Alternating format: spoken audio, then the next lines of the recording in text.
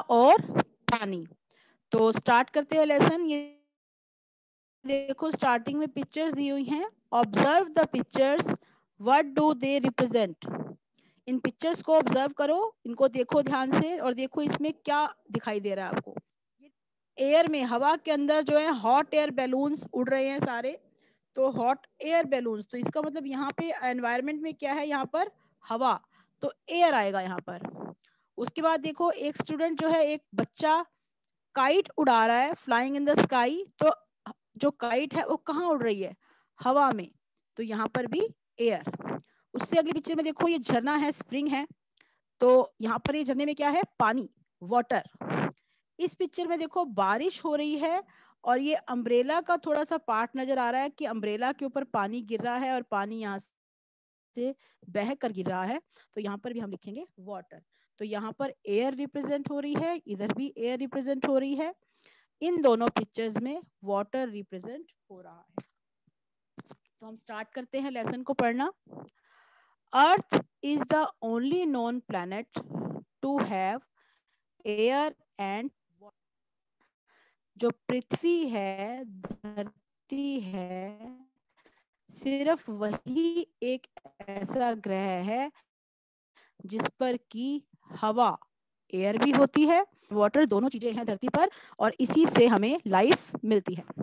Air and water are necessary for plants and animals to survive and grow.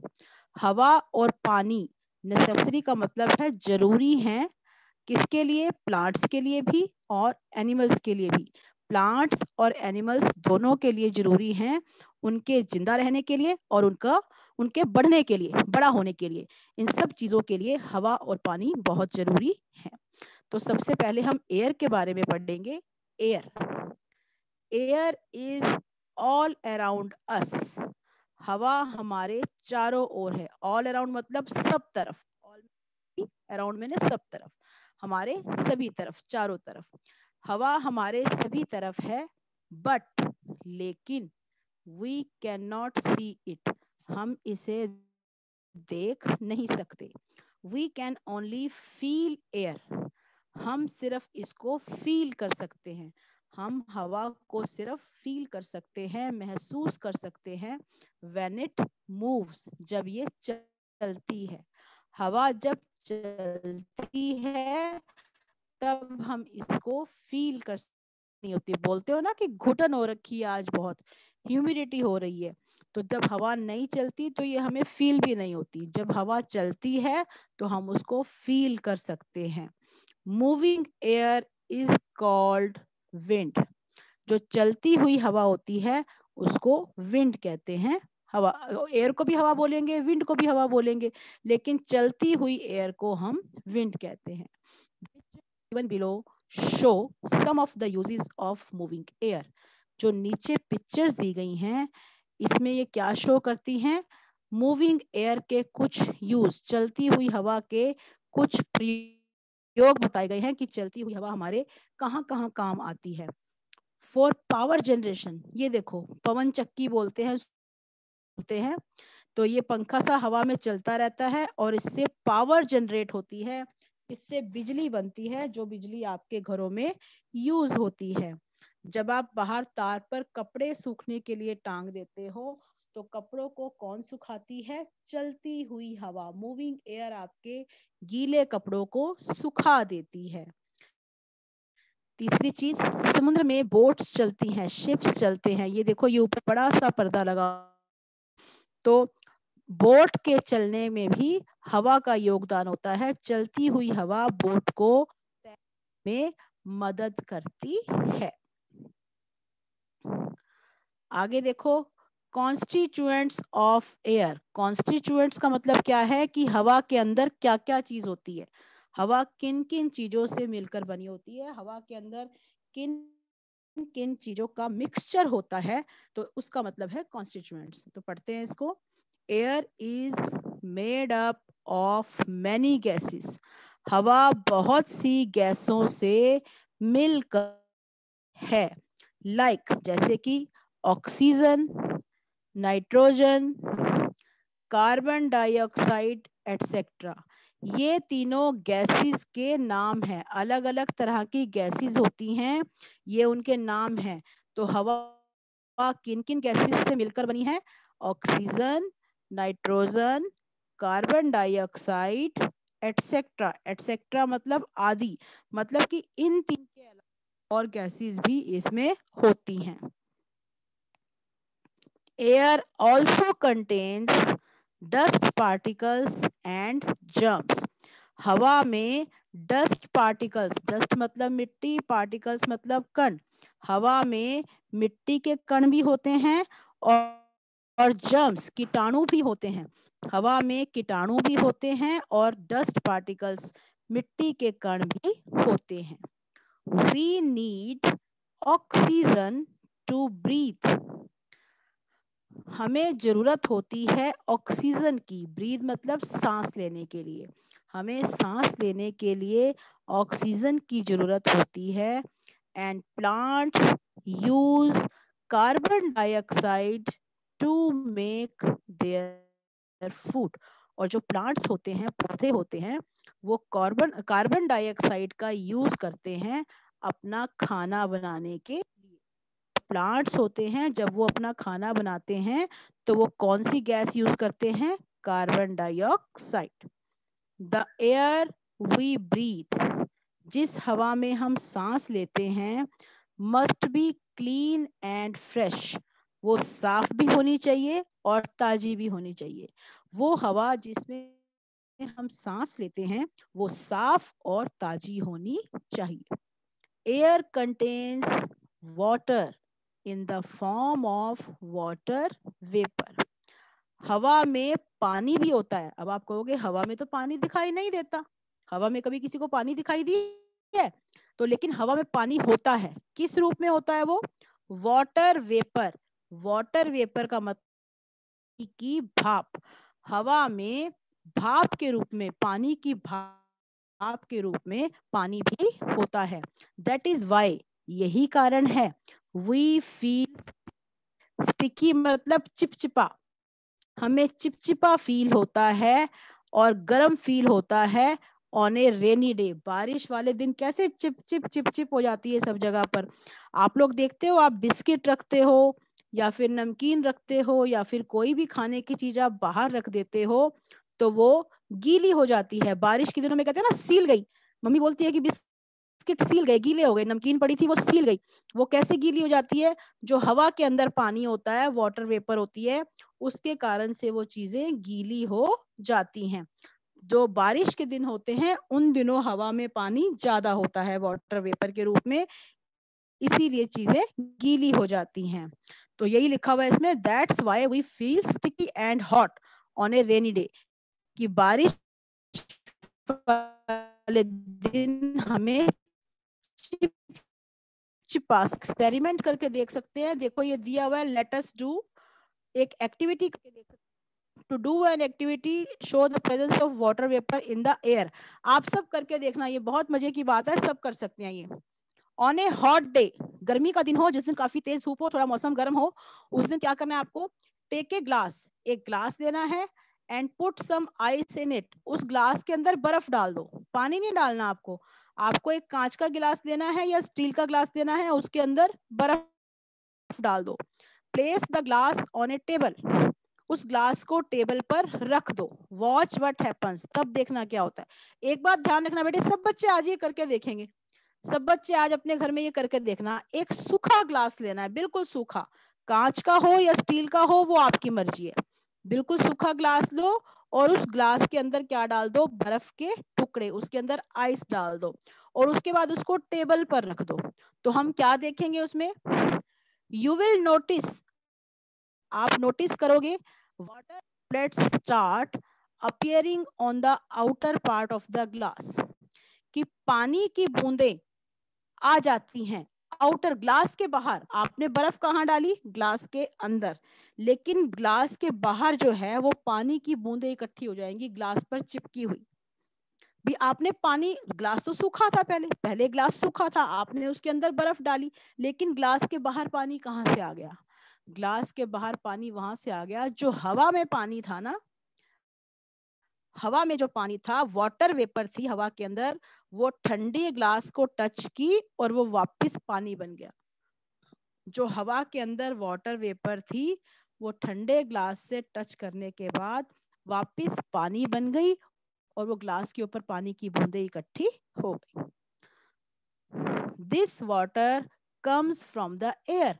ये हवा से आ गया। ये पानी कहाँ से आया? ये हवा से आ गया अराउंड द ग्लास। तो क्या कंक्लूजन हुआ? When water vapor present in the air touches the cold surface of the glass, it cools and changes into water droplets that we see. जो वाटर वेपर थी एयर में, उसने cold surface, उसने glass के ठंडे surface को छुआ, वो ठंडी हो गई और वापस से पानी की बूंदों में बदल गई, जो कि ट्रू फॉल्स हैं। Still air is called wind. गलत, ये फॉल्स स्टेटमेंट है। यहाँ पर एफ आएगा। चलती हुई हवा को विंड कहते हैं, मूविंग एयर को विंड कहते हैं, स्टिल एयर को विंड नहीं कहते। तो ये स्टेटमेंट रॉन्ग है। Air has no germs. Air में जर्म्स नहीं होते, कीटाणु नहीं होते। ये स्टेटमेंट भी रॉन्ग है। मैंने आपको बताया है कि हवा के अंदर जर्म्स भी होते हैं और हवा के अंदर डस्ट पार्टिकल्स भी होते हैं। Water vapour is present in air. हवा में वाटर वेपर प्रेजेंट होती है। तो ये स्टेटमेंट ट्रू है। हवा के अंदर वाटर वेपर होती है। We require oxygen for breathing. हमें सांस लेने के लिए ऑक्सीजन की जरूरत होती है। तो ये स्टेटमेंट भी ट्रू है। हमें सांस लेने के लिए ऑक्सीजन की जरूरत होती है।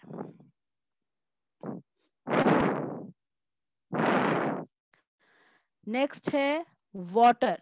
वाटर के बारे में स्टार्ट करते हैं।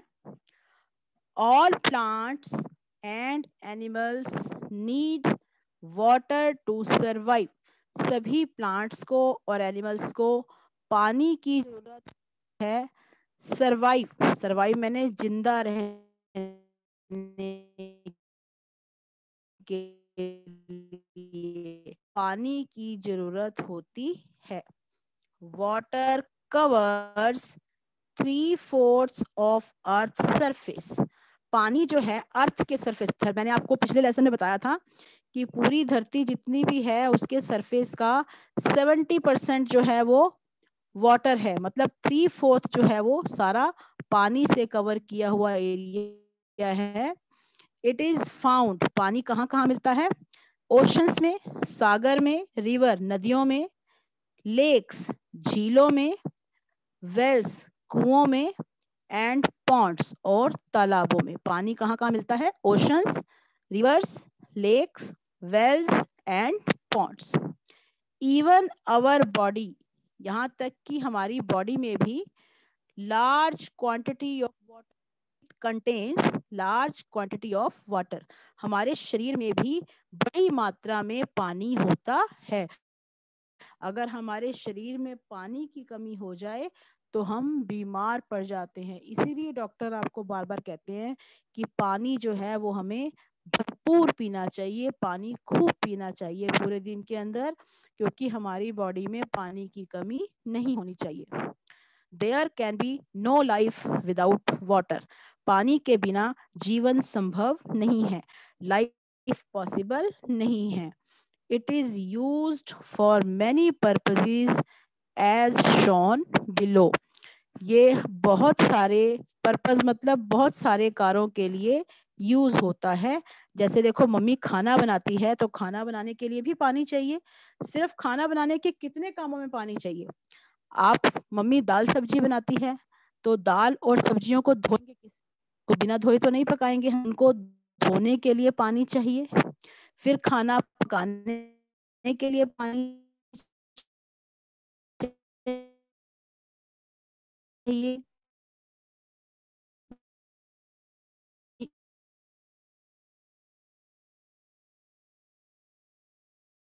खाने के बाद मम्मी बर्तन के लिए पानी चाहिए, तो कुकिंग में बहुत ज्यादा मात्रा में पानी यूज होता है। वाटरिंग प्लांट्स, प्लांट्स को पानी देने के लिए चाहिए, प्लांट्स को बड़ा करने के लिए पानी की जरूरत होती है, तो उनको सींचने के लिए भी पानी की जरूरत होती है। तो अगर हम प्लांट्स को पानी नहीं देंगे तो सभी प्लांट्स सूख जाएंगे। ड्रिंकिंग, हमें पीने के लिए पानी चाहिए, पीने के लिए खूब सारा पानी चाहिए। मम्मी घर की सफाई करती है, घर की सफाई के लिए पानी चाहिए। आपके कपड़े धोती है, कपड़े धोने के लिए पानी चाहिए। तो पानी के बिना लाइफ नहीं है। ये फिर से एक क्रॉसवर्ड पजल है। In the word search given below, find the names of 8 animals that live in water. ऐसे 8 एनिमल्स के नाम बताओ जो पानी में रहते हैं। मैं आपको जब इसकी बैक एक्सरसाइज कराऊंगी तो इसको मैं भेजूंगी। अभी आपको मैं ऐसे ही बता देती हूँ कि कौन कौन से हैं इसमें। ये देखो, एक तो है ये फिश, FISH, फिश। कोई बच्चा बुक गंदी नहीं करेगा, जब मैं आपको भेजूंगी तभी आप इसको करना।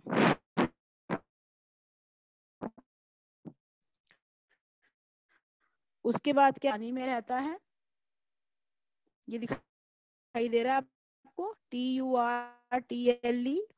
उसके बाद DUCK, डक, डक पानी में रहती है। HAL एक मछली का नाम है, वो भी पानी में रहती है। उसके बाद हिप्पोपोटामस,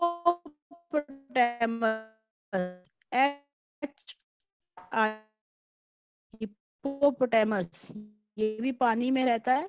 CROCO, क्रोकोडाइल, ये लास्ट में क्रोकोडाइल, क्रोकोडाइल भी पानी में रहता है।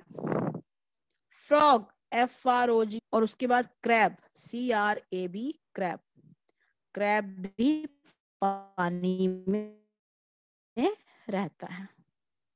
यहीं तक करेंगे, बाकी फिर कल करेंगे इसको। कॉन्स्टिट्यूएंट्स ऑफ वाटर, पानी किस किस चीज से मिलकर बना है, पानी के कॉन्स्टिट्यूएंट्स क्या हैं। Water is made up of 2 gases, oxygen and hydrogen. पानी जो है, पानी भी गैसों से मिलकर बना है। पानी 2 गैसेस से मिलकर, ऑक्सीजन और हाइड्रोजन। स्टेट्स ऑफ वाटर, पानी की अलग अलग दशाएं। वाटर की स्टेट्स कितनी होती हैं, इसमें हम ये पढ़ेंगे। Water is found in 3 forms, पानी जो है वो 3 फॉर्म्स। देखो ये फ्रॉम नहीं है, सबसे पहले ध्यान से पढ़ो, ये फ्रॉम वर्ड नहीं है। फ्रॉम होता है FROM, ये फॉर्म्स बोलते हैं इसको। आर साइलेंट होता है इसमें, इसमें आर जो अल्फाबेट है वो साइलेंट है, इसको फॉर्म्स बोलते हैं। कि पानी की 3 दशाएं, 3 अवस्थाएं क्या क्या होती हैं, ice, water and water vapour. आपने सॉलिड, लिक्विड और गैस सुना होगा। देखो आइस, बर्फ, बर्फ किस चीज से बनती है, पानी से बनती है। पानी को अगर हम फ्रीज कर देते हैं, पानी को अगर हम जमा देते हैं तो वो आइस बन जाती है। एक पानी जो हमारे पास सिंपल फॉर्म में होता है वो पानी होता ही है जिसको आप पीते हो, जिससे आप सारा काम करते हो, आप नहाते हो, कपड़े धुलते हैं, सफाइयां होती हैं, वो सिंपल पानी होता है। एंड वाटर वेपर, और पानी की भाप। पानी को अगर हम गैस पर गर्म करते हैं, पानी उबलने लगता है, तो उसके बाद पानी सूख जाता है, पानी की भाप बन जाती है। आजकल डॉक्टर बोलते हैं ना कि स्टीम लेनी चाहिए, स्टीम लेनी चाहिए। किसकी स्टीम लेते हो आप, पानी की भाप लेते हो। क्या करते हो, पानी को चूल्हे पर चढ़ाकर बर्तन में रख के पानी को उबाल देते हैं, उसकी भाप बन जाती है, और उस भाप को हम लेते हैं नाक के द्वारा, जिससे कि हमारे अंदर क्लीनिंग हो जाए। तो पानी के 3 रूप होते हैं, पानी की 3 स्टेट्स होती हैं। स्टेट्स ऑफ वाटर कितने होते हैं, 3, ice, water and water vapour. These forms are called states of water. इनको वाटर की स्टेट्स कहते हैं। So we can say that water exists in 3 states. तो हम ये कह सकते हैं कि पानी 3 रूपों में पाया जाता है, लिक्विड एंड गैसियस स्टेट्स। फिर से देखो, जो आइस होती है ये सॉलिड होती है, वाटर जो होता है वो लिक्विड होता है, और जो वाटर वेपर होती है वो गैस होती है। तो तीनों फॉर्म्स हो गई, ये सॉलिड, ये लिक्विड और ये गैस। तो देखो हमारे पास कैसे होता है पानी तीन रूपों में। In the solid state water is found as ice and snow on high mountains and cold regions such as the poles. जो सॉलिड स्टेट कहाँ कहाँ मिलती है बर्फ के रूप में? हाई माउंटेन्स, ऊंचे पहाड़ों पर बर्फ जमी होती है। ऊंचे पहाड़ों पर जब बारिश का पानी पड़ता है तो वो इतनी ठंड होती है वहां पर कि वो पानी जम जाता है, तो वहां पर हमें बर्फ मिलती है। कोल्ड रीजन मतलब ठंडे प्रदेश। ठंडा प्रदेश मतलब जैसे कि धरती पोल्स है, ध्रुव है, वहां पर बहुत ज्यादा सर्दी पड़ती है, तो वहां पर ये देखो पहाड़ दिख रहा है ना, ये पहाड़ की चोटी पर जो है ये सारी बर्फ जमी हुई है। तो ये पानी है, सही मायने में तो ये पानी है, लेकिन ये सॉलिड रूप में है, सॉलिड फॉर्म में है। तो सॉलिड फॉर्म में इसको क्या कहते हैं? आइस। उसके बाद in the liquid state water is present in oceans, seas, rivers, ponds, lakes etcetera. तो लिक्विड स्टेट में पानी कहाँ कहाँ मिलता है? समुद्र में, सागर में, सागर में मिलता है, समुद्र में मिलता है, नदियों में मिलता है, तालाबों में मिलता है और झीलों में मिलता है। तो इन सब जगह पर पानी कौन सी फॉर्म में होता है? लिक्विड फॉर्म में होता है। In the gaseous state water is present as water vapour in air. और गैसियस का मतलब है गैस के रूप में कहां पर होता है? हवा में होता है। हवा में गैस के रूप में पानी होता है, जिसको भी हम वाटर वेपर कहते हैं। तो आज हम यहीं तक करेंगे, कल हम इस लेसन को कंप्लीट करेंगे। आपको क्वेश्चन